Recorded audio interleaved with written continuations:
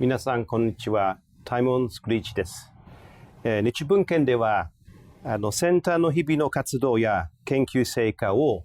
広く皆さんに案内するために、年に一度一般公開というイベントをやらせていただきます。今回は、遠方から学ぶ江戸の美、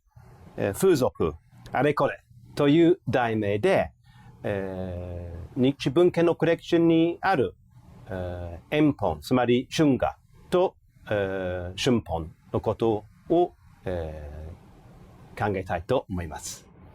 石上先生がもともと日文献にいらしてて、遠本治療のテーマをなさって、その後、今、早稲田大学に活躍なさっています。石上先生、ご紹介お願いいたします。はい。石上亜希と申します。よろしくお願いいたします。日文献には今年の3月まで、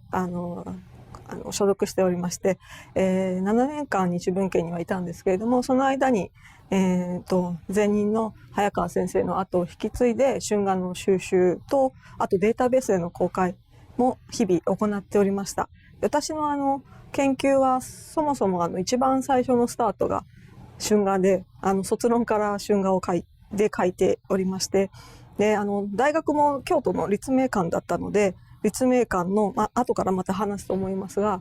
林義和コレクションと、あと日文献がありましたので、日文献の春画コレクションを見ながら、修論とか、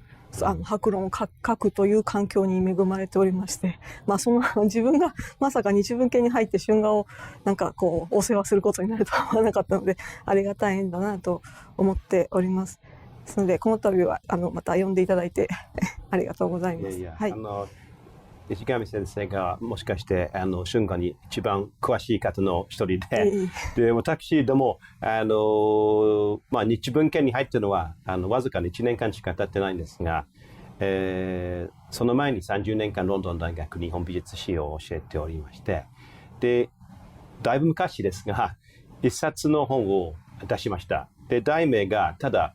春画だけでした。非常に単純な、画題でしたけど、1998年、初版で、当時は、春画もちろんたくさんありましたけど、いろんなコレクションにあったんですが、あんまり研究されてないんです。だからあんなに単純な題名を出してもいいんじゃないかと、もちろん翻訳者の作った題名ですが、で、その時からもうちょっと違う研究テーマに入ってしまいましたので、しばらくあんまり春画のことを実は考えてなかったんです。ただ、もう日文献にいますと、石上先生いらしたし、もうちょうど僕入った時に、早稲田に移ったんですけどね。で、こんな素晴らしいコレクションがありますので、ちょっと再び、久しぶりに、ご一緒に春画のことを繰り返して、もう一回、考えたいと思います。一番最初は、自分のコレクションについてちょっと教えていただきたいと思います。石上さんがおっしゃったように7年間日文献にいらしてて、その間に相当なコレクションが、相当の本の数が日文献に入ってるんですよね。ちょっとその歴史とか、はい、その背景についてちょっと、はい、教えていただけますか。はい。日文献のコレクションの始まりは本当にほぼ日文献ができて、その後ぐらいのだいぶ歴史が古いものなんですけれども、早川門太先生、その時いらっしゃった早川先生が、集め始めたというのが一番最初で、早川先生のお話や書かれたものを読みますと、1991年に学習研究者が、春画の無修正の復刻のシリーズを出版するんですが、その時に実は日本国内で春画を収集しているという、それを公にしている期間が全くなかったという状況で、誰かこれは集めなければいけないというところで、その本の執筆者の一人であった早川先生が、じゃあ日文献の春画コレクションの柱の一つにしますということで手を挙げて、そこから始まったと聞いています。ですので、もう約30年前にまず春画の収集が始まったと。でそこからかなり質のいいものを本当に厳選していろんな研究者の目を見てもらって収集して、2004年からデータベースで公開を始めました。ですので、集め始めたから10年ぐらいはデータベースの公開までにはかかってるんですけれども、一つの日文献のその春画コレクションの方針の一つとして、質の高いものを揃い物として集める、それから収集したものは全てデジタル化して公開するというのが方針だったと聞いております。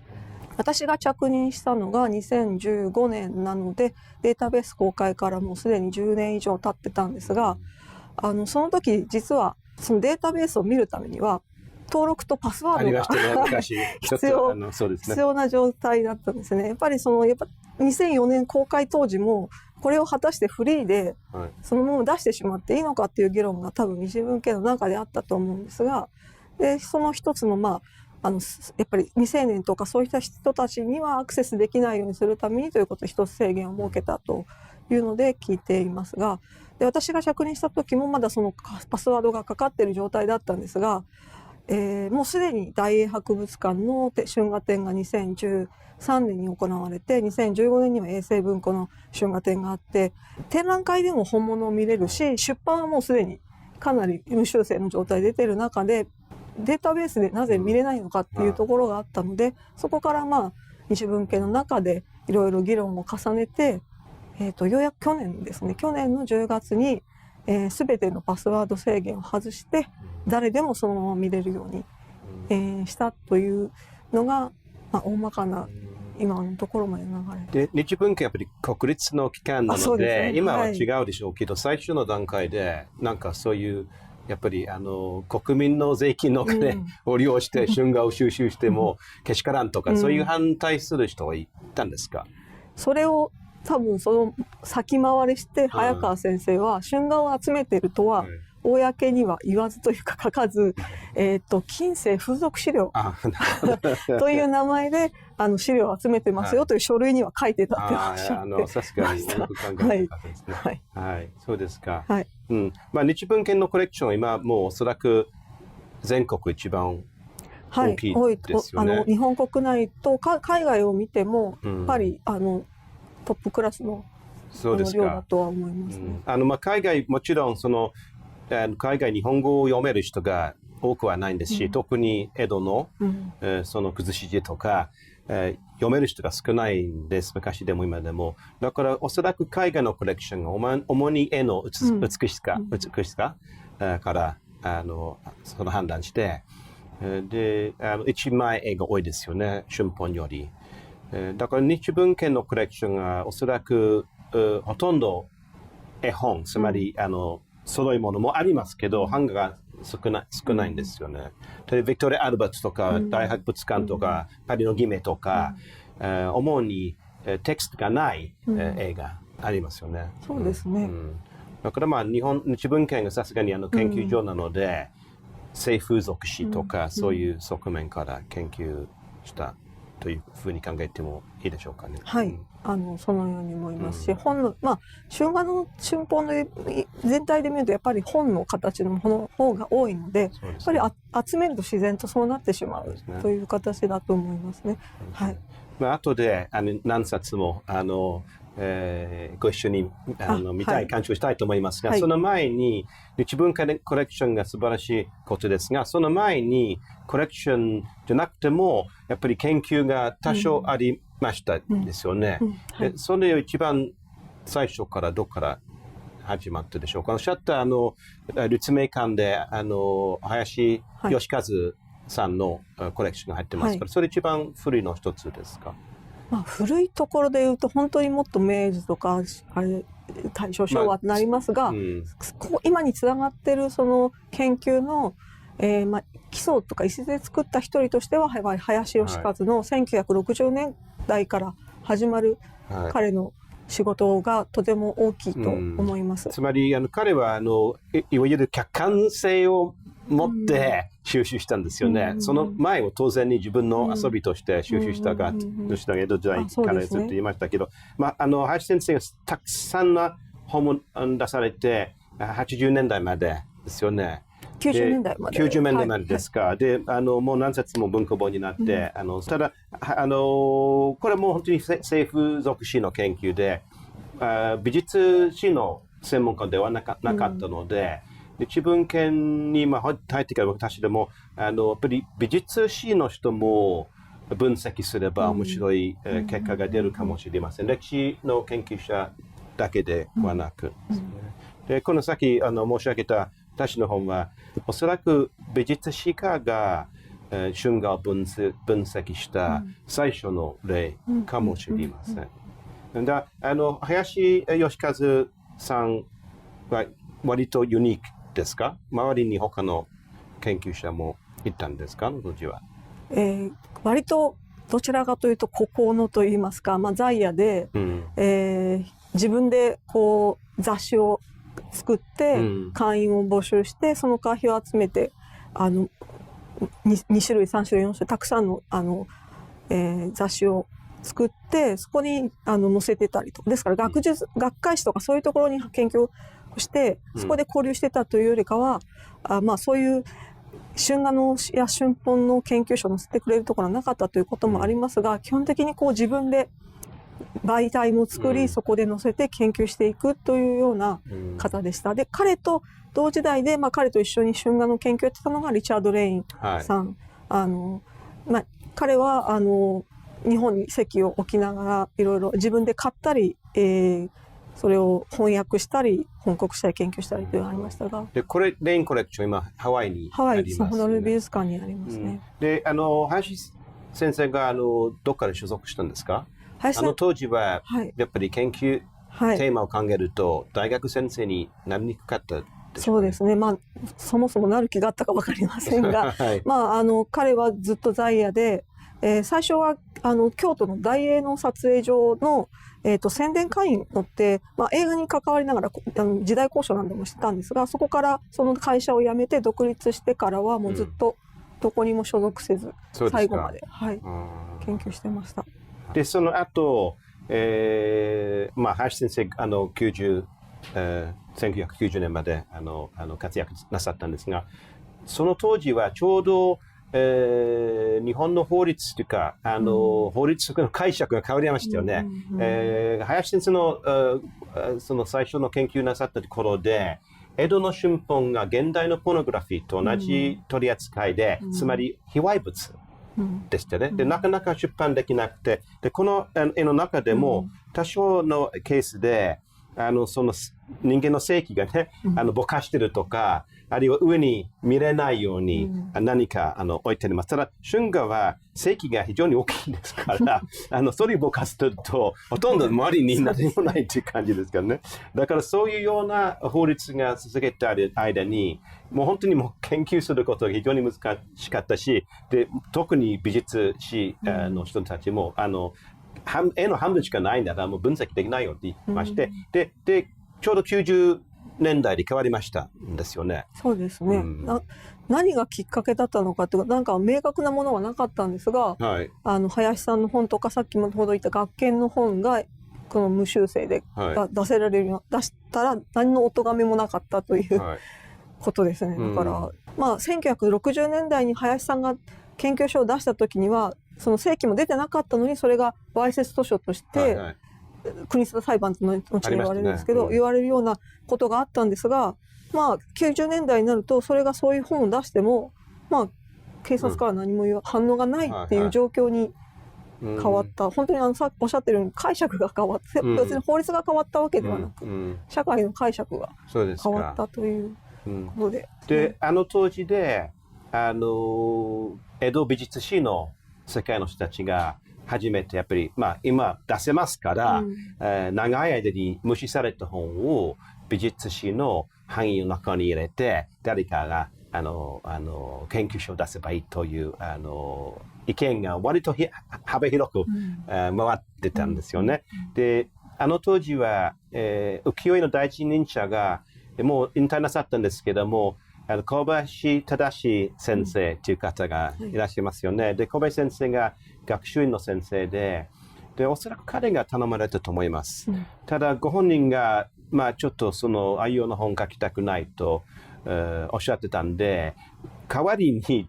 誰かに書かせようとしたんですよね。で、おそらくもう順番、たくさんの人に、や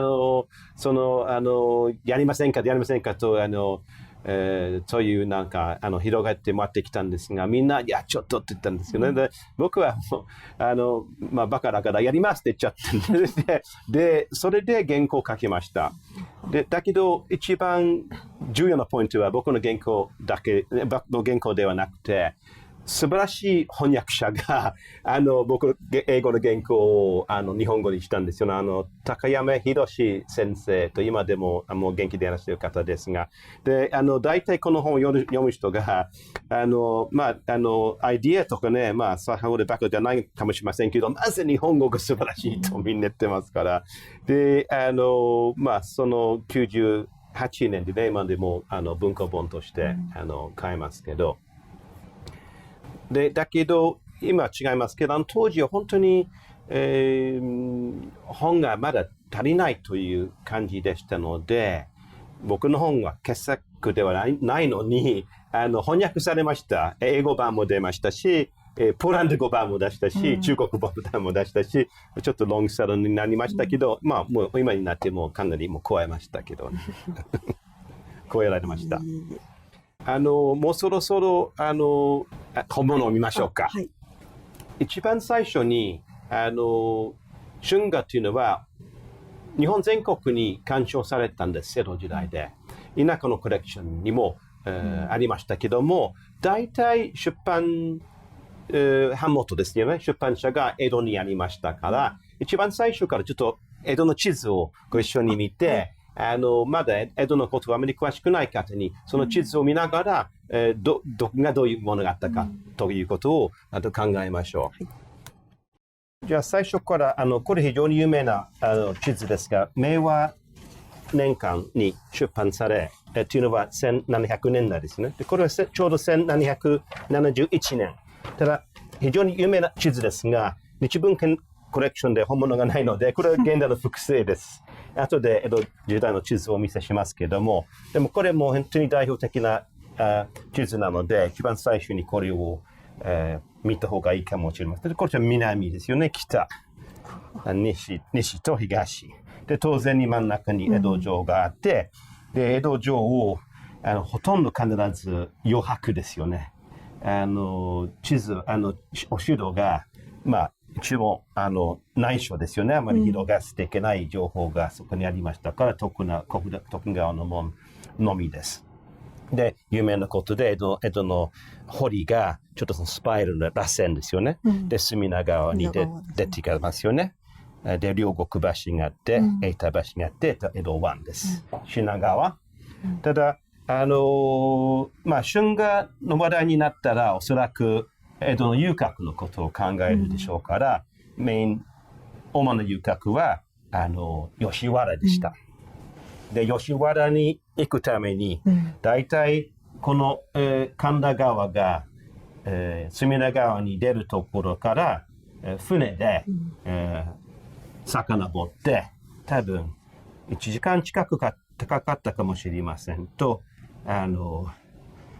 日本堤というところまで行きましたよね。浅草、篠松よりちょっと遠いんですよね。で、ここに降りて、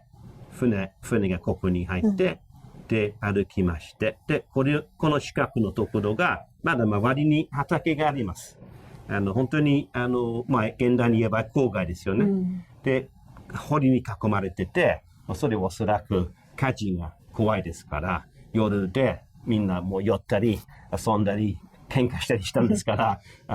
万が一火事があれば、広げないように周りに堀があって、一つだけの入り口があって、それは噂の、吉原ですね。もちろん春画必ず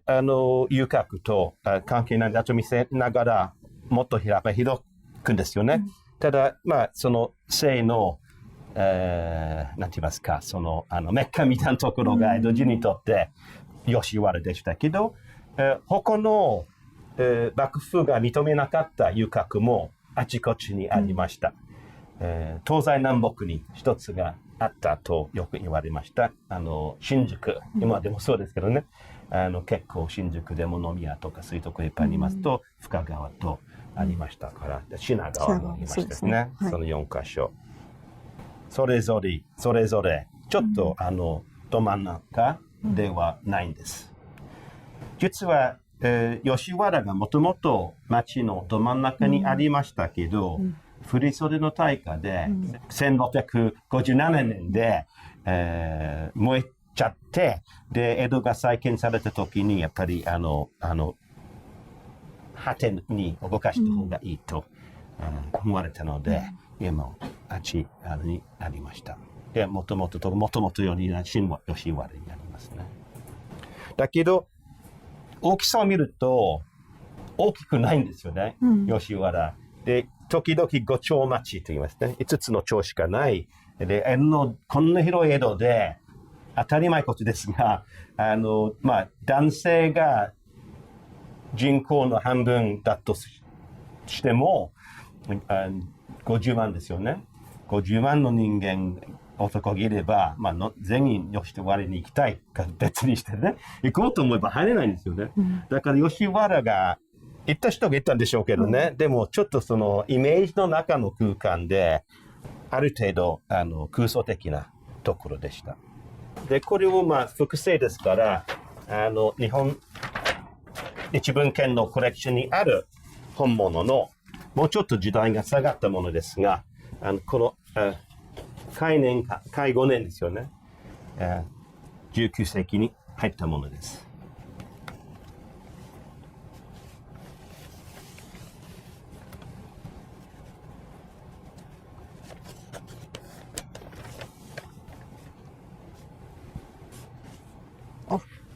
逆ですよね。なんでこういうふうにしたかというと、江戸城が、お城がこういうふうに、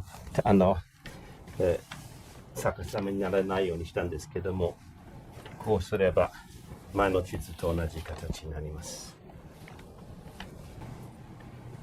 非常に詳しいですよね。で、全部語る、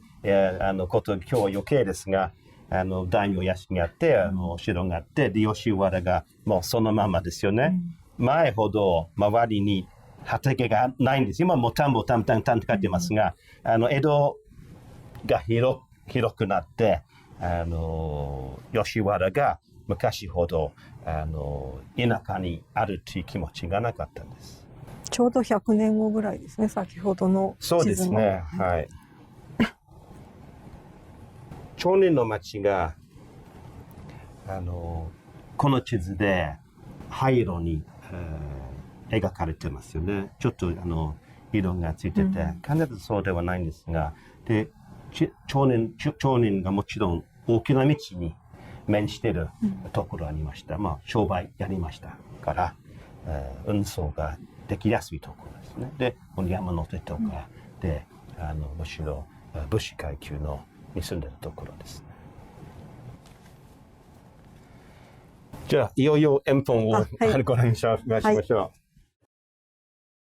う。この、本から始めたいと思います。もちろん、現在保存するために、こういう封筒に入ってますが、本自体が3冊です。割と大きいですよね、これは。で、天の浮橋という、題名です。で、ここは点。点があれば、必ず次に地と人。だから点だけ見れば、これも3冊の本だとすぐわかります。で、これはもう保存状態がいいですので、3つとも残ってますが、現代もちろんね、抜けてる何冊があるケースがあります。で、あと表紙だけ見れば、一冊目が割ときちんと書いてますよね。読みやすいように、書がはっきりするような書です。ただ、下がっていくと崩れるんですよね。そういうよくあります。江戸の絵画でも画家の羅漢ですね、サインが三腹ツイートだったら、真ん中のやつ非常にきちんとちょっとずつ落ち着くんですよね。作品に入ると。それをちょっとあと漢字はね、漢字管理になるとかですね。まあ一冊目です。彼を開けてみると、日本の古代の神代の、日本列島が一番最初に作られた話を連想しますよね。で、もちろん有名ですが、神様が、セックスするやり方が分からなかったんで、どうしようと思ってて、で、赤霊を見たんですよね。赤霊の尻尾を見て、それで、やっぱりそういうふうにすることできる。だからそういう、もう神代の絵を出すと、全くエロっぽさないんですよね。これは、宗教があまり言えないんですけども、まあ、春闘っぽいなことですよね。それで始まります。で、その後、序文があってね。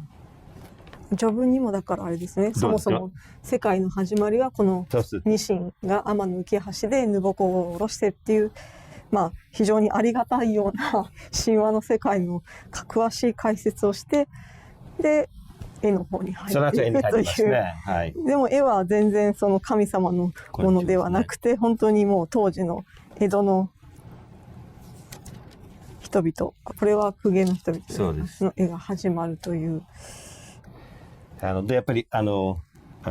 じゃないんですけども、縁側にいるようで、ちょっとその、浮橋の題名を書けてるかもしれませんけども、神代から、現世に入る前に、ちょっとその間に、天井人ですね、公家。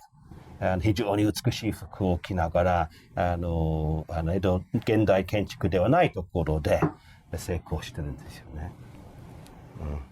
でもこれを見ると、その春画の描かれると、あるいは人間の欲望、神代からずっとあったんですよね。現代は特別に人間が、なんか時代が、下がったせいで人間が崩れちゃって、欲望が溢れてということだけではなく、一番最初から神代からでも同じことですよ、ということを、この書物を見たいみたいですよね。恥ずかしいことではなくて、ずっとそうですよね。これは戻しましょう。でもすぐ、江戸時代の場面に入りますね。髪型とか服、もちろん非常に美しい、もう贅沢なうちで碁盤があって、立派な床の間がありますが、まあでも現代ですよね。でも今でも結構綺麗なところですが、もっと普通の町人のうちですね。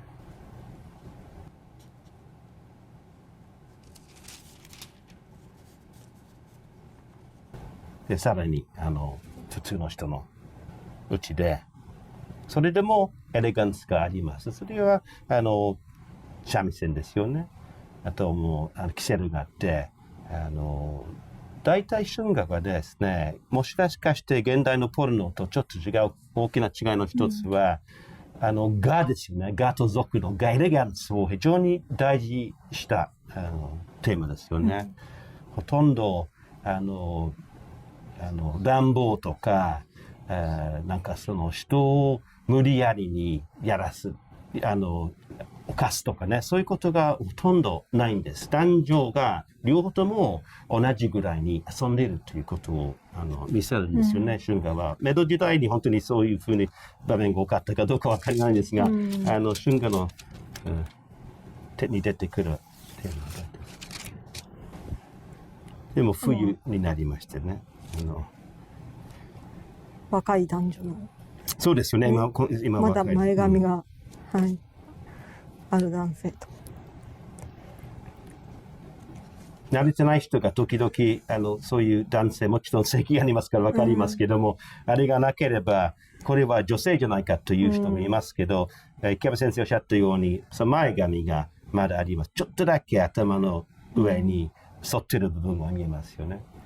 でもう現代で言えばティーネージですね。で大人になったら前髪も反ります。今回はお坊さんと。お坊さんですよね。だからこの一冊はあと2、3冊が、あと2冊あります。この1冊目で全世界、どんな年齢でも、世俗の人でも、出家でも、大昔でも現代も同じ欲望がありますよということを見せようとする本です。天の浮橋ですよね。それは1冊目です。ちょっと中を飛ばして、時間がないので、最後の陣に行きましょう。おめでたい扉絵ですね。そうですよ、おめでたい。一番最初はやっぱり神代でしたけど、これは老夫婦ですよね。あんな年を年配の方でも欲望がなくしたということじゃないんですよね。非常に死ぬまで高年齢の方々も同じことを考えて、高砂の沖縄と。そうですよね。その謡曲とかただのじいさんばあさんではなく、謡曲に出てくるんですよ。僕は京都に引っ越しした時にこういう夫婦の画像よく見ますよね。人のうちに飾ってますよ。特に昔おそらく子供が大人になって家を出た時に老夫婦暮らしをする時に子供いなしでこういう夫婦の絵とか彫刻を置物としてありました。ニュードが割と少ないんですか、春画では。そうですね、もう本当に何も着てないっていう状況はほぼなくて、大体はこうお互い小袖を着てたり何かしらの着物をまとっていますよね。でそれは西洋美術と大きな違いですよね。西洋はもうニュードが人間の美しさが裸体から来るという、もう古代ギリシャから遡る考え方ですね。だけど春画がむしろお互いの肌を触ったりすることより、美しい布を触ったりするとかですね、そういうようなことが絵の中にとにかくそれをよく紹介されるので、この場合は割と珍しく、ニュードですね。そうですね、結構肌の部分が多いですね。やっぱり江戸時代はこの小袖とか着物が持ってるその高度というのが何歳なのか、結婚してるのかどうかとか、お金を持ってるかどうかとか、そういうのが着物を見れば大体こう読み取れるので、ただ裸の男女を描くよりかは、こう着物を着ている男女を描くことでお互いの関係性とかそういったものもこう読み取れるようになるっていうところが面白いところかなと思いますね。で特にこの天の浮橋が一種のなんか全世界を描写することですから、身分を見せることが重要で、もちろんここは刀がないんですから、もう町人でしょうかですね。でここに階段があるので、でここにも2階と書いてあるので、料理屋さんの2階でここに料理がありますが、なるほど。2人が密会なのか合いびきなのかはしていると。でも彼女は眉毛がないので、で髪の毛も切りあるので、ご家さんだろうなと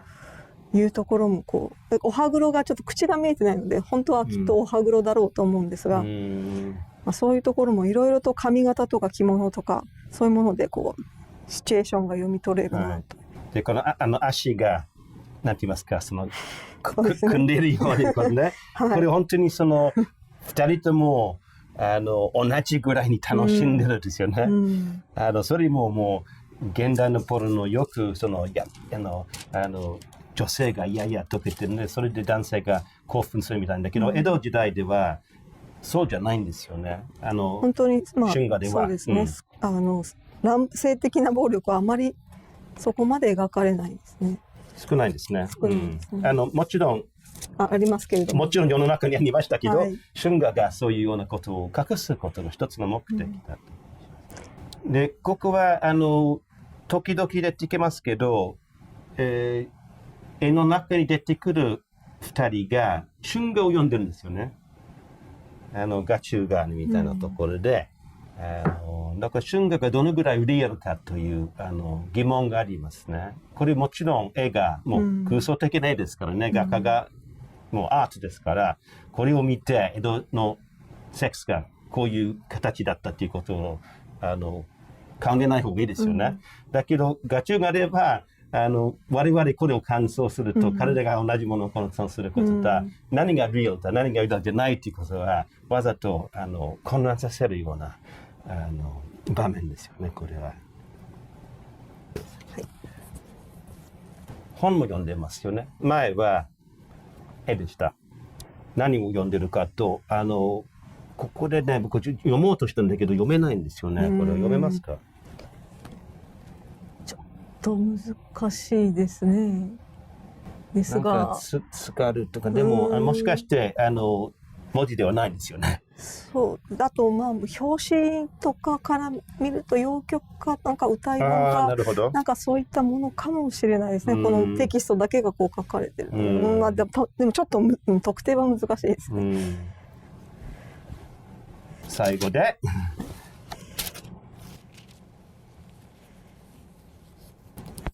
これは何でしょうか？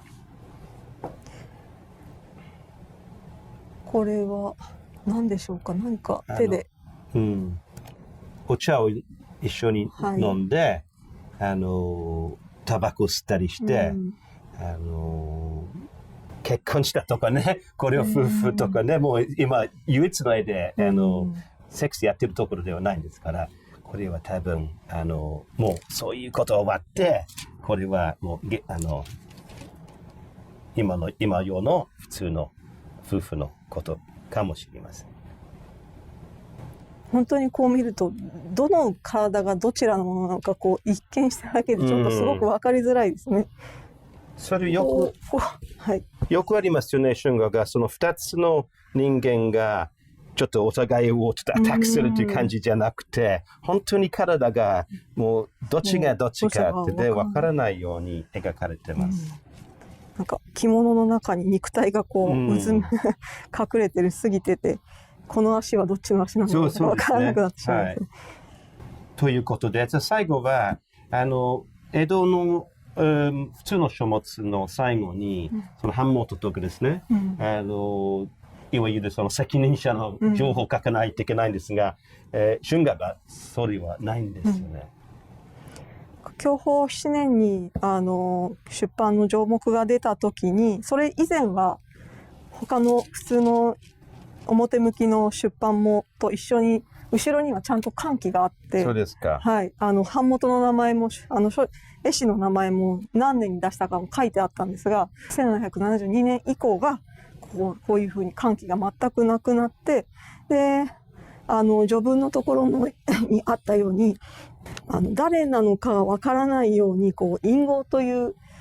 大体はこうダジャレというかそもそもの本当の名前をこうもじったような名前をつけるんですが、もう自分の正体を一応隠して序文を書くとか絵を描くっていうように変わっていきますね。公然の秘密というか、誰が書いてる、誰がこの隠語を使ってるのかっていうのがすごく分かりやすくて国吉だったら猫吉って使ってたりとか、そうですね。だから本当にその出版してないものを出版するということより、秘密を守りましょうという感じですよね。こういうのあるのは当然だけれども、みんなで知らないふりをしましょうという。で、おそらくその方が買う人にとってちょっっと楽しい。だってやっぱりちょっとしてないものを買ってますからね。で、もう30年前ぐらい春画の研究を始まった時に時々言われましたですよね。春画を研究すると楽しみがなくなりますよ。分析するとね、これはちょっと密かなところで半分秘密に残してたまにしか出す方が楽しいよと言われたんですよね。研究者のせいで春画の楽しみがなくなったという意味で確かにやってる時は野暮なことをしてるなと思うことはよくあります。そうですね。次にちょっとご一緒に考えたいと思ったのは質のことですよね。で当然に美術史を専攻する人たちがもうなるべく傑作を事例にしたいんですが、やっぱり春画が、使うもんですよね、はっきり言って。鑑賞する絵だけではなく、見る人がおそらく自分の体に反応を、感じて、したんですよ。欲望を沸かすためのものですから。美しいと傑作ということも、作品もちろんありますけど、割と雑なものもあります。それとも非常に、読んだ人が非常に荒く読んだ、ケースもありますよね。シミだらけの本も多いです。あとは、ここですよね。開けてみると、これは梅ですよね。これ開けてみると、これは松ですよね。だから、梅と松があれば松竹梅。ただ、竹がないんです。竹ないんです。途中で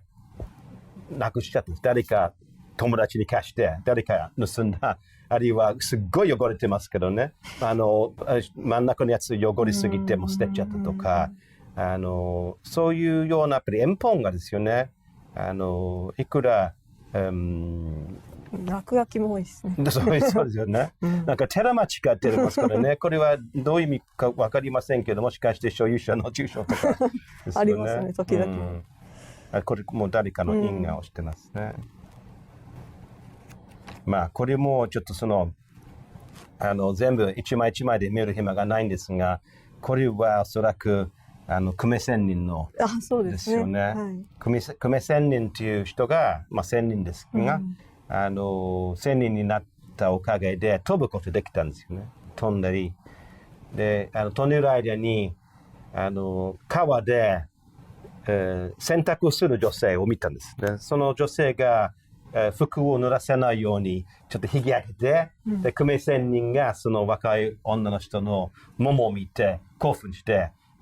戦術はなくして落ちて、だけど落ちて、二人が結婚したんですよね。だから仙人が必ず人間よりいい生活すると言えないという有名な話ですが、これは仙人じゃなくて、おそらく女性の足を密かに見ようと思ってた町人がね、どっかで屋根から見てとかに落ちたんですよね。水風呂に。シワが書かれてるから少し年上というか。そうですよね。だからそういう後で他の例見せたいと思いますが、春画が主に現世界を描きますが、時々あるいは時々よりもかなりの現代でいう見立てですよね。昔の絵を現代化にするケースが多いです。パロディの絵ですよね。だからここはこの本面白い本ですが、ちょっと今日言おうと思ったのは、その読み方ですよね。雑、たくさんの人を読んだんですよね。友達に渡したりして。この部分ですよね。ここのめくる部分のこの黒くなっているというか。そうですね。いろんな人の手垢が残っていますね。で、この本はそうじゃないんですが、時々貸本屋の印が押してますよね。これもレンタルのものが必ず、所有したことが。だから貸本屋の主要な商品の一つで。そうですか。はい、春画は。で、他の商品よりも若干割高だったと。そうですか。記録が、残ってます。そうですね。これそもそもあれは絵本宝蔵っていう歌麿の、綺麗な本だったはずなんですけど、はい、歌麿だからか本当によく読まれて。そうですよね。はい。色釣りで本当にいい本だったと思うんですが。で、この趣味が何でしょうかね。そのお茶とか。お茶なんでしょうね。こぼしてしまった。そうですよね。で、それ比較するために、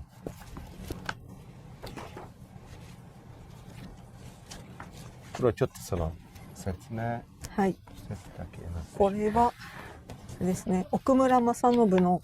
ネヤのひな形という、本来は12組で12枚で1セットのものなんですが、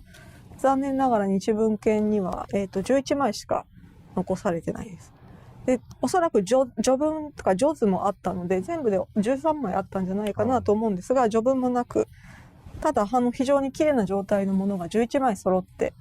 あります。でこの奥村正信の時代はまだ錦絵の技術ができる前だったので、多色刷りとはいえ、まあ、3色4色ぐらい紅刷り絵と呼ばれるものですがで、刷られていて、でただ本当に当時のその最先端の刷りの技術が施されて、まあ、一流の絵師とおそらく版元もとてもいい版元から出されていると思うものです。で版元の名前が出てこないんですね。出てこないですね、これも。でこれも先ほどおっしゃったように一人の男性と二人の女性のように一見見えるんですけれども、よく見ればこれは手前のこの筆で手紙を書いているのが男性ですね、若衆。青年ですよ、若衆ですね。はい。で同じそのエレガンスですよね。今回はテキストがないから、ストーリーが裏にないんですが、なんかこういう綺麗な、カレーですよね。水墨画があって、で漆のタバコ入れと、これは何を書いてるか分かりませんけど、これは卑猥物ではなくて汚いことではないんですよ。これは美しい、ことをこれから紹介しますという、ことですよね。でこれは序文がおそらくなくなったとおっしゃったんですよね。でこれ1枚だとすればまあ、何も始まってないんです、まだ。でこれから始まりますよという。で春画の組物はだいたい1枚目はこのように帯を解かない。そうですか。はい、まだこれから始まりますよというような絵が、ほとんどですね。で11枚が多いんですね。12枚が。12枚、はい、そうそうそう、12枚です。それ何か理由がありますか？12っていうのは。そもそもやっぱり中国に由来があって、まあ皇帝が12人の妃をとか、12月1年の12でもあるんですが、はい、そういうところから12という数字が性的なものを示す時にも使われていて、日本の春画でもその12枚1セットっていうのが定着していきます。春画の1枚目がほとんどないんですよね。ないって言ってもいいんですよね。1枚だけのやつね。1枚だけのやつが。はい。大体組物ですね。ほとんどもうニュードですよね。これは本当にニュードですね。はい、珍しい。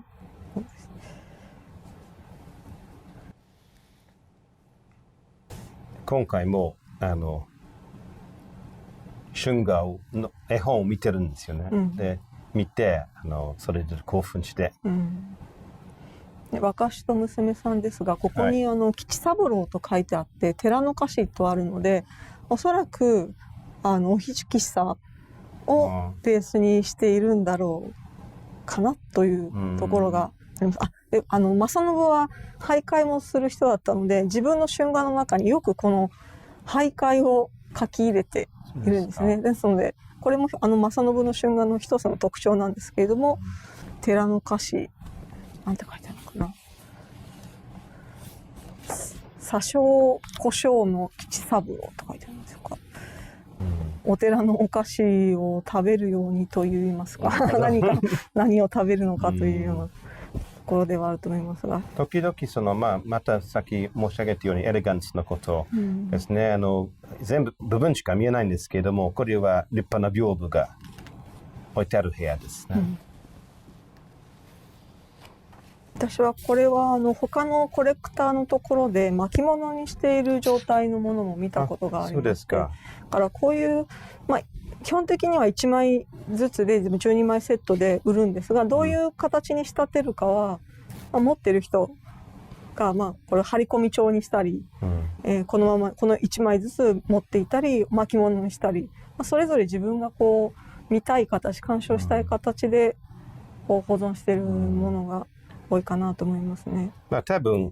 すごく好まれたやつなら自分のものにしたんですけど、残りを友達にあげたとか、そういうのも盗まれたことももちろんあります。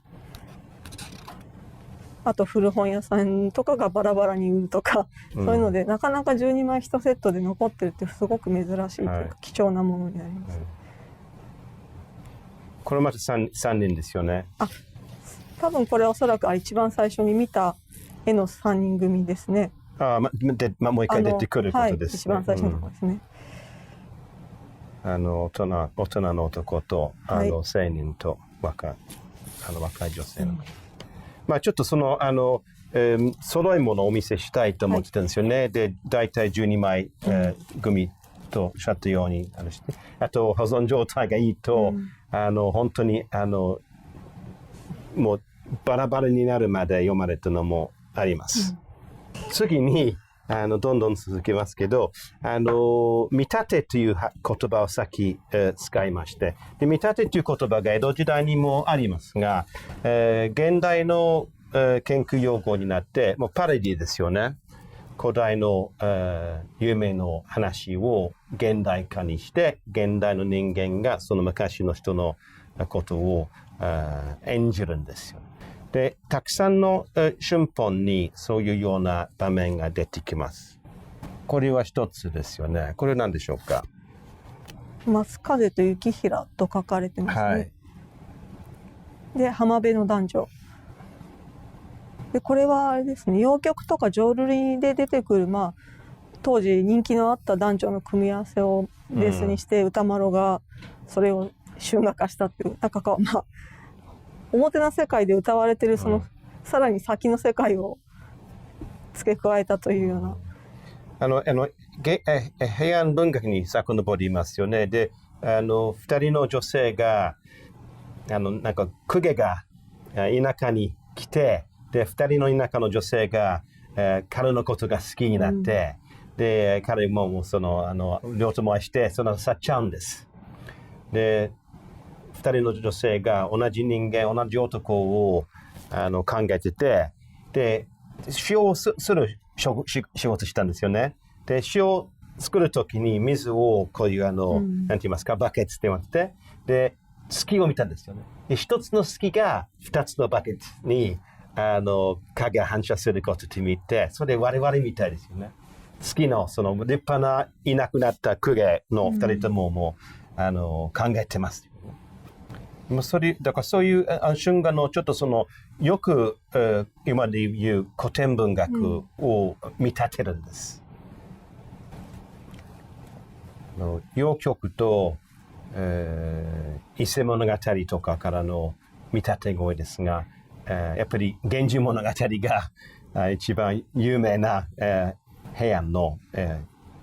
物語なので、それも見立てが多いんですよね。これはその一つですよね。題名から見ても源氏花月賞ですね。花月賞ですよね。で、1枚目は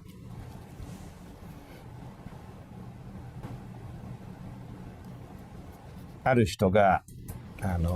神社に来ますよね。で、神社門に入って田舎の神社に行って寝ちゃうようですよね。疲れてて。で、おじさんが出てきて、彼の夢の中に、現れる場面ですよね。で、鳥に書いてある神様の名前が弾痕大明神ですよね。で、この明神の形を見ると帽子がやっぱりもう文字通りの弾痕の形です。この人がもう源氏とは言えないでしょうけども、でも源氏のちょっとレファランスにしてるんですよね。で、源氏は平安ですが、これ現代のもう立派な金持ちの、息子の形の人ですよね。もう大人ですけど。もう一つの例ですよね。この、年中行事って言って、もちろんそれは公家が一年中、やる儀式の言葉ですが、今回はもちろん、御所の儀式じゃなくて、これ一年中の、遊びですね。それでも始まりがこれはないことじゃないんですけど少ないんですよね。海外の場面、これ中国ですよね。見た瞬間でこれで中国だと分かりますが、楊貴妃と幻想皇帝の横笛を一緒に吹くというですね、有名な場面ですね。そうですよね。でこの皇帝があんまりにも、楊貴妃という女性と遊んだせいで結局、田舎で何て言いますか、乱が起こって、追い出されてるんですよね。だから遊びすぎた人です。ただ、これは瞬間の話ですから、大丈夫ですよってね。でもまあ、そういう話が彼が、お出されたということがちょっと中国なんですけども、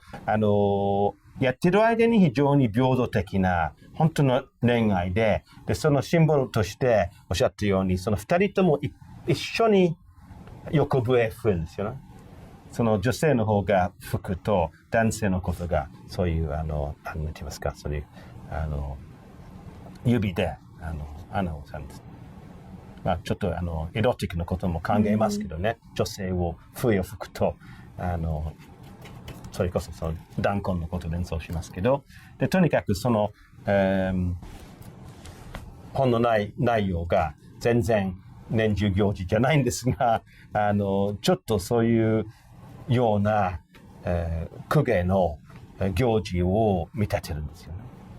これ船の中ですね。そうですね。屋根船。芸者でしょうかね。芸者と客が。でこれすぐ出てますね。春画。春画って言葉が江戸時代でどのぐらい使われてたんですか、春画っていう言葉は。春画はまあまあ使われてましたが、春画以外だと一番多分使われてたのは枕絵とかではないかなと、あとつがい絵、笑い絵。笑いですね。で春画はその中の一つ、で近代に入ってから近代以降に学術的に使われるようになったのが春画。海外で春画って言われてるようになったのも、そうですよね。海外で、書きやすい、覚えやすい、発音しやすいです言葉ですから。そうですね。先生の本もタイトルも春画。まあそれは出版社が決めたことですけども、そうですね。まあ見立てですよね。久米線にも源氏も伊勢も陽曲もあるいはこの年中行事のことです。これ続けますよね。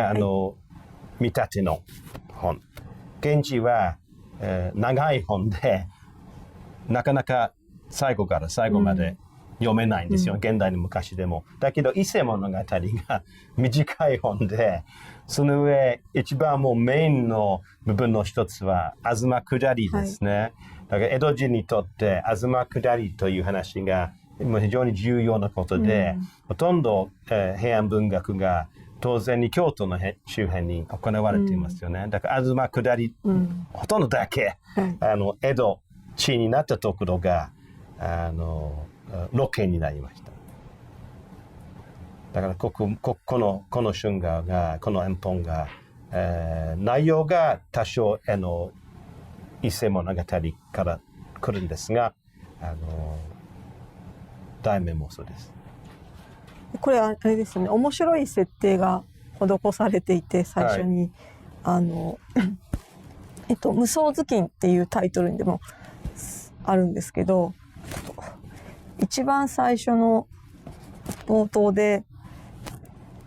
この主人公となる男性が、これは有原業平、伊勢物、これは作者とされる人でしょうか、分かりませんが、2人から公家の男女から頭巾をもらうと。でこの頭巾をかぶると体が小さくなるっていう趣向、江戸時代の春画ではよくありますが、豆男ものの一つの本で、体がちっちゃくなったことによっていろいろな男女の傾望を除くことができるというそういう面白い変わった思考の中のお話で、それが伊勢物語の話と一緒にこう現代の江戸時代の話としてこう展開していくという見立てというかパロディですね。そうですか。であともちろん伊勢物語でそんなに詳しく書いてないんですが、解釈によると有和の業平が伊勢の西宮とやっていけないことをやって、あるいは他の解釈ってその公家の女性の一つですね、していけないことをやったせいで東下りにさせられたんですよね。させたんです。でそれでだからつまり彼の性欲のコントロールが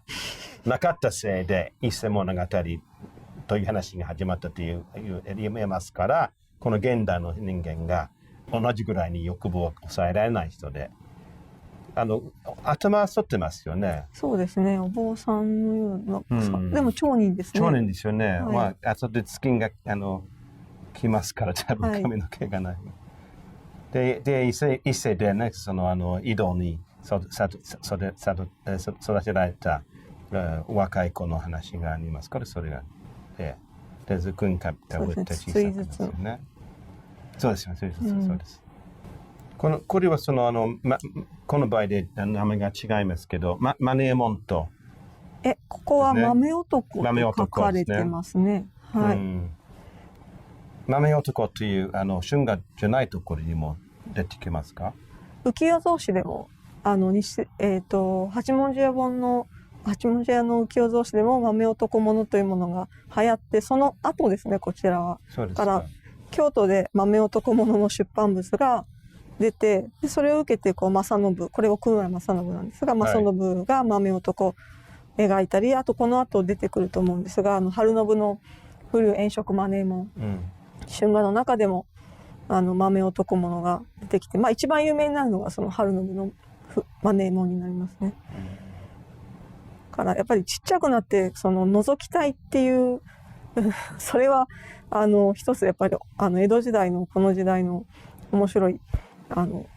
キャラクターの一つだったんだと思います。豆男としていろんなところを覗きに行く。豆女もいますか？いますね。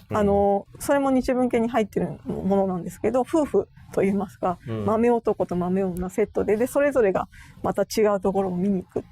でまた2人で何見てきたか喋ったりとかするっていう、そういう面白いものもあります。そうですね。東倉里が富士を通りますよね。富士を通って、で業平が京都でもこんな素晴らしい山がないよって言って、でその後隅田川に来て、そのフェリーで連絡船で渡りますね。旅船で。都鳥のところですね。都鳥がここにいますよね。都鳥を見て、本当にずっと業平は京を離れたくないのに東に行かなければいけないので、何を見ても京を思ってっ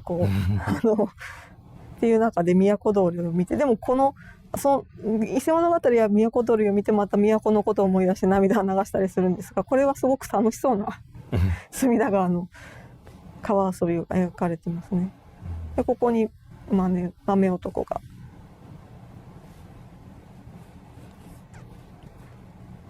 江戸時代の人たちは伊勢物語は本当にさっきおっしゃってたようにすごく親しめられた物語だったので、絵本だったり浮世絵だったりで話の内容を知っていたので、春画を読む読者もやっぱり同じ読者だと思うので、こういう伊勢物語をベースにするとか源氏物語をベースにした春画っていうのは書いてもきちんと読み取れるというか、読者にそういうリテラシーがあったっていうのがで、それを見越した上で春画も描かれているっていうのが、こういう春画のパロディとか見立ての表現のそれぞれかなと思いますね。とても読み解くのに、今のは現代人とはなかなか大変ですが、当時の人たちにしてみれば何が描かれているのかっていうのはすぐに分かったものだと思います。それ忘れがちですけども、こういう本はやっぱり読みやすかったんですよね、当時は。つまりほとんどの漢字に振り仮名が振ってますし、振ますね。もちろん絵の本を読みたければもうすごい苦労して読むことになったらもう面白くないんですけどね。であと形はどうですか？これ割と珍しいその横本ですよね。京都の先ほども言った八文字屋とか西川助信は横本の形で春本3冊本を出すっていうのが定型で、それを正信とかは助信のことを私淑しているほど、かなり尊敬して絵柄にも受けてるので、そのあたりを踏まえて半径も、この横型になっていると思います。ただこの江戸の方ではこの後もうこの横型でほぼ出ることなくなって、本当に時々さ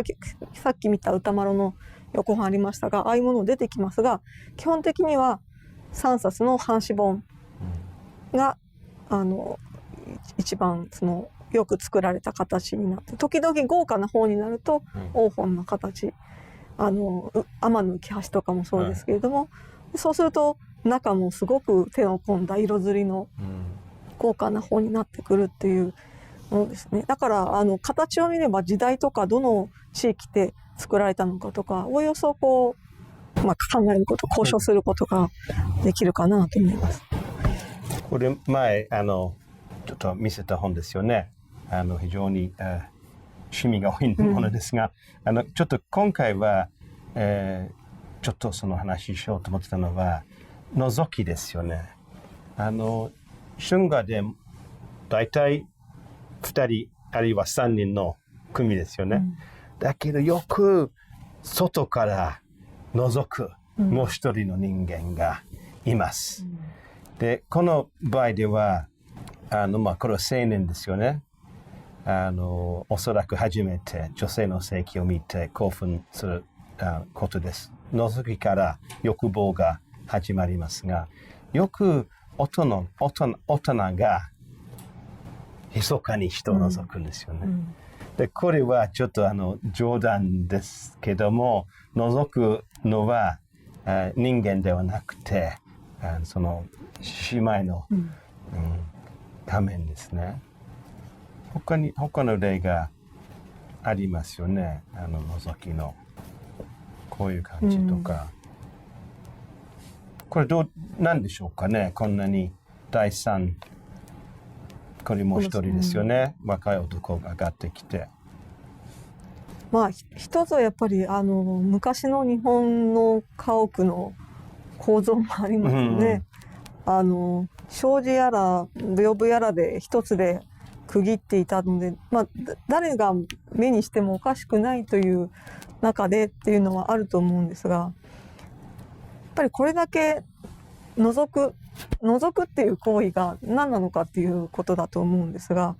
2人の世界で春画を完結させずに、そこにもう一人それを見てる人を追加させることで何が生まれるんだろうというところだと思うんですが、割とこう覗いてる人を面白おかしく描く絵が多いなとは思うんですね。その2人を覗いてる人っていうのは、その絵を見てる私たちでもあるんですけども、やっぱりその覗くって行為の滑稽さとか、覗くことによってその2人の世界がちょっと一歩引いて、やっぱり近くで当事者というのと、それを一歩引いたところで見ることのおかしさっていうか、当事者にとっては一生懸命なことでも、一歩引いてみると面白い、笑ってしまうというようなこともあると思うんですが、そのあたりの笑いとかいうところの春画の性質の一つでもあるかなと思います。つまりある意味でこの第三人間が我々、円本を読む人ですね。あと結構多いのは子供たちが覗いてたりしますよね。お父さんお母さんだったり自分のお姉ちゃんだったり、やっぱり子供が覗いてるってことはどうしてもこう笑ってしまうというか、大人だけが覗く世界じゃなくて、そこに子供が覗いてるってなんかこう年齢層の幅も持たせて笑いを出してますし、今の子育ちの違うような考え方ですね。感覚がやっぱりちょっと、そのプライバシーおっしゃったように、その江戸の建築様式を考えると、現代のプライバシーの概念がもうありえないことでした。あと割とそれも本当に絵の中の世界なので、それが本当かどうかっていうのをちゃんと考えなきゃいけないんですが、子供が割とそばにいて平気でっていうのはよく見ますね。だからああいうなんていうか今だと絶対子供にそういうものを見せてはいけないっていう感覚ですが、この中だと、子供がそこにいるのは当然ぐらいの、空気が流れていて。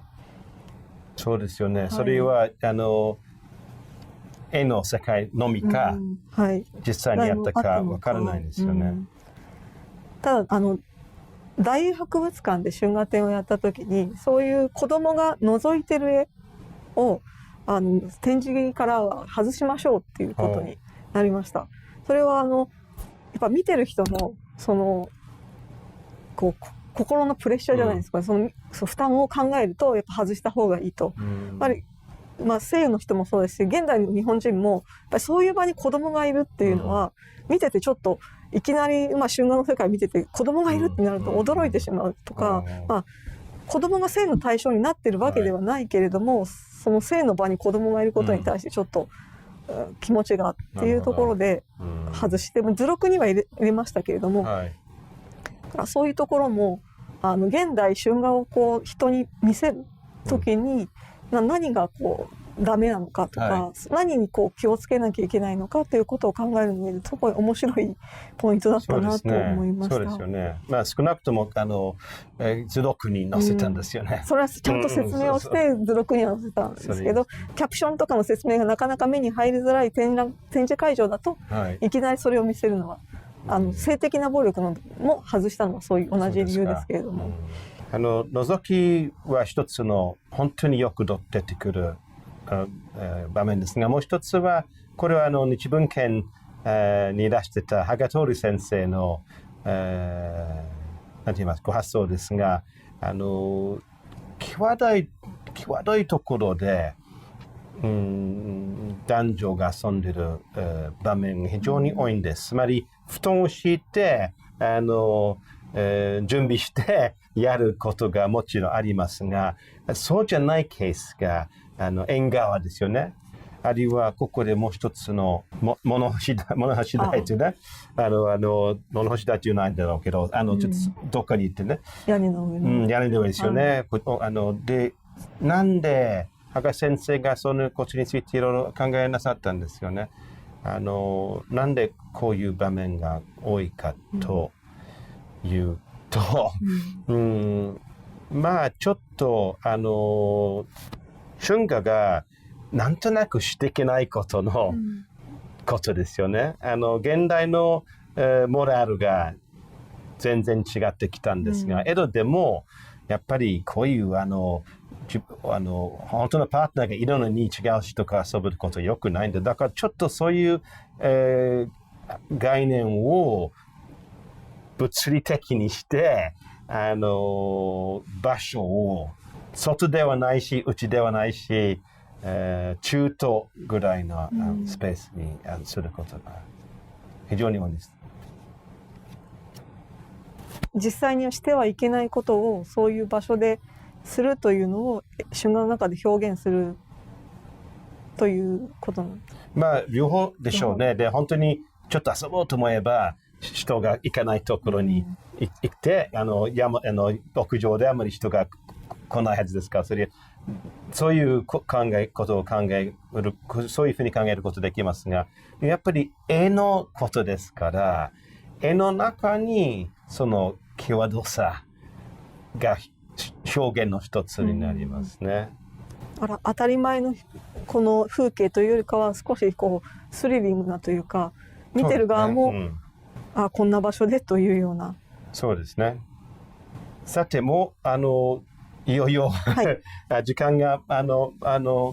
近づいてきたんですが、最後にさっきちょっとその中国の場面一つ見ましたけど、西洋の場面になる春画がないことないんです。で、たまに、長崎の、遊郭であった丸山というところを、ロケにして、で、丸山、では、もちろんオランダ人と中国人のお客さんが行きましたし、遊女たちも、混血ですよね。ハーフの人もいました。それは時々春画で見れます。もっと珍しいのは、西洋、あるいは中国珍しくないんだけど、西洋におけるそのセックスの場面ですよね。で、これ安田来秋という江戸後期の画家ですけども、これは彼の想像で、日本で行われているセックスの場面がよく知ってますけども、海外がどうでしょうかということを考えています。で、江戸時代でほとんど、西洋の女性が来なかったんです。2、3回ぐらい来たんですが、長崎限りでしたから、江戸の人が全然見たことがなかったので、この女性がちょっとだけに日本人の顔にしますけども、後ろの外の風景を見ると、これは長崎ではなくて、これは西洋ですよね。建物ですね。そうですね。4階建ての、オランダでしょう。非常に珍しい例です。それと、これは木版画じゃなくて銅版画ですよね。舶来でその版画は、もちろん江戸でたくさん入りましたけど、ほとんど銅版画ですね。で、日本もちろんほとんど木版画ですから、この来週の、ちょっと面白いアイディアが、ロケを場面が西洋だけではなく、画様も西洋風にしようと思ってたんです。安田来秋という絵師は、こういう西洋画を得意とした絵師だったんですか？そうです。そんなに名前が知られてない人だと思いますけども、彼は銅版画を作りました。ただ銅版画をうまく作るために非常に重いなんて言いますか、その印刷機が必要ですよね。で、それ日本でなかったので、木版画だったら押すだけで、それだけで十分。だから線がちょっと薄いですよね。そうですね。かなり。おそらくそのせいで日本で銅版画がそんなに一般化しなかったですよ、明治まで。私はあまりこういう春画の例を見たことがないんですが、他にもこういった銅版画の春画っていうのは少ないんです。少ないですか？銅版画自体が少ないんですし、西洋人が出てくる春画ご存知のように、有名な例が3つ4つぐらいありますが、多くはないんですね。これは日本国内で売られていたものなのか、海外でそうですね。どうでしょうか。一番最初に日本に来たイギリス船が1613年に日本に来て、で14年翌年ロンドンに戻った時に、日本の春画が発見されたんですよね。船長が春画を買って持って帰って、で東の会社が怒ってて、我々の船でそういう遺物を運ぶなってね、燃やしちゃったんです。だけど考えてみると、もう船乗りがですね、日本にやってきて何ヶ月、女性を見ないで、船の中に暮らせないとなかったので、春画を購入したはずです。で持って帰って、でだけど今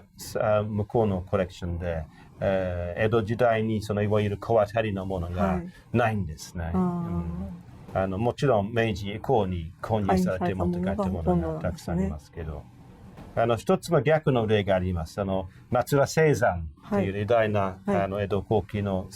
殿様でありながら知識人ですよね。彼はフランス人のヴォルテールが書いた円本を見たようです。そうなんですね。なんでわかるかっていうと、彼の随筆にそのヴォルテールの、本の挿絵のキャプションを書き込んでます。本の中に、それは今どこに残されてるんですか？松浦資料館にあった本物の絵は本が今日本でないんですが、生産のその日記が松浦資料館にあります。でもその例はとても珍しいですね。海外のそういったものが日本に入ってきてそれを見てたっていうのは本当に珍しい例で、あまり聞いたことがなかったんですが。例が珍しいと思います。でもちろん西洋で春画に対しての、あるいはエロ本に対しての考え方が違って、こんなに公にすることできなかったです。ものが少ないんです。でもそれ別な問題ですね。西洋、美術史とか西洋風俗史の研究者にとっても大きな疑問ですね。もともと日本ほどなかったか、あるいは現存しないか。燃やされた。燃やされた。で、なんで燃やされたかっていうと、男性が早く死ぬんですよ。で、未亡人が多いんです。で、未亡人がそれを発見したら怒って、燃やす。という説。もちろん証拠ないですよ。だけどだけど日本人の場合では、未亡人がおそらく亡くなった旦那と一緒に干渉したんですからね。そうですね。別に恥ずかしくないから燃やす必要はないんです。そうですね。日本の場合は、ご存知のように、嫁入り道具で持たされるほどのものなので、それは燃やすものではないですね。残っていても大切に持っておくという方が強いと思いますね。そうですよね。お母さんからもらった、もらったとか、亡くなった夫との思い出とかそういう。そうですよね。そうですね。最後におっしゃったように、はい、1枚絵がほとんどないんで、それと12揃いが多いんですが、これは8ですよね。8枚ですね。はい。ただ日文系もこれ残念ながら8枚全部ではないんですがなかなか春信のものを全部揃えるのは難しいみたいで、はい、なんですがそれでもよく残って綺麗な状態でよく残ってます。春信のもちろん東錦という言葉を一番最初に使った人で、多色刷りとして有名な、人です。で、少々八景ですよね、中国の、はい、昔のもともと詩です。その後画題になって、はい、で日本の近江八景が出て、あちこちの八景、日光八景もあって江戸八景もあって、これは座敷八景です。だから8つのその綺麗な景色を見て8つの板書とかそういったもの、青蘭とかっていうものを座敷の中の調度品に見立てて描くという、もう本当にこれは本当にまさに江戸の画と俗だと思うんですけれども、雅なものを一番自分たちの近いところにこう落とし込んで、その落差を楽しむとか。でこれはそれぞれ元々の八景を見立てるんですよね。はい、これは塗り桶の墓説ですね。もともとは少々八景ではその、雪が積もった山の風景と、それが暮れて夜でその麓の方が頭頂は白く麓は暗いっていうその様子をその塗り桶に見立てているんですよね。ここにあるのが塗り桶ですけれども、これは綿摘みの女の人で、こう塗り桶にこう綿をかぶせて、これを引っ張って、この形にするんですけれども、その塗り桶に綿をかぶせてる、それは綿の白を雪にして、その塗り桶のこの暗い部分を山の麓の暗さに見立ててるという、そういうものですね。よくできた見立て。そうですよね。はい、春信がやっぱり見立てで非常に有名ですよね。これまた覗きですけどね。覗きですね。で、そう時計の番長ですよね。でも現代の時計が入ってます。そうです。和時計ってお寺のこの夕方に疲れるお寺の鐘の音を、これをその山の上のお寺の鐘に見立てているというところですね。形のが似てる。これも覗きですね。はい、これはダイスヤウ、夜の雨の音をこの釜の湯が沸く音になぞらえているという。で、夜中にお茶の音がポポポするので、それなんだろうと思ってこの覗きに来たらこういう状態だったという絵かなと思います。最後に兄弟の秋月ですね。鏡の丸と月の丸を、満月を見立てている。これは湯上がりのあれですね、女性と亭主でしょうかね、後ろから。夫婦が多いですよね。亭主とおっしゃったんですけど、はい、最初春画をちょっと見始めた時に当然に出てくる女性が友情だと思ってたんですけど、そうではないんですよね。そうですね。友情はとてもとか少ないんですよ、逆に。やっぱり、ね、市井の人というか、一般市民庶民が多いですし、亭主と女房というのも多いですね。本当に嫁り道具の、系譜ですので、当然にその外の遊びより旦那と一緒にどういうふうに楽しい夫婦生活できるかということが場面にするのはメインポイントだという当たり前ことですね。うまくいけば将来に日文献が残っている3枚を購入することができますけど、大変なことですね。はい。石上先生がこんなに7年間日文献活躍なさって残念ながらもうおっしゃらないんですけども、私どもこれから定年まで日文系にいるつもりですので、もっとこの立派なコレクションを、研究したり、鑑賞したり、紹介したりしたいと思います。現代のポノグラフィーというのはどちらかというと男性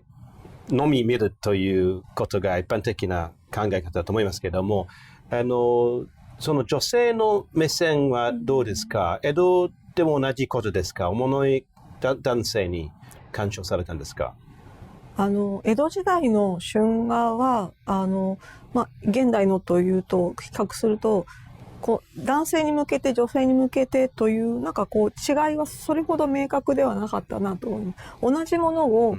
男性も女性も江戸時代は見てたのではないかなと思うんですね。で、それはそういったどちらの男性も女性も見てたものだからこそ、おそらく多分今も春画展をやった時に実際来たら女性の方が多かったとか、大博物館も、衛星でやった時も細身でやった時も、大体6割ぐらいが女性で4割が男性で、なぜこれほど現代の女性が春画を見てくれるんだろうっていうのは、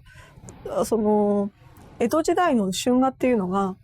男性向けにのみ作られたものではなく、おそらく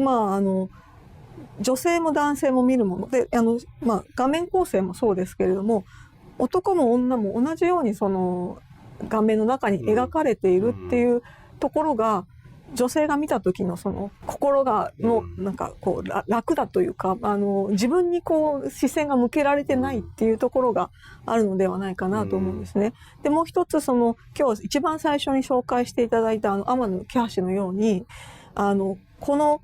世界を作っているのはイザナギザナミの2人の神が交わったからこの世界だから、色の道はありがたいとか、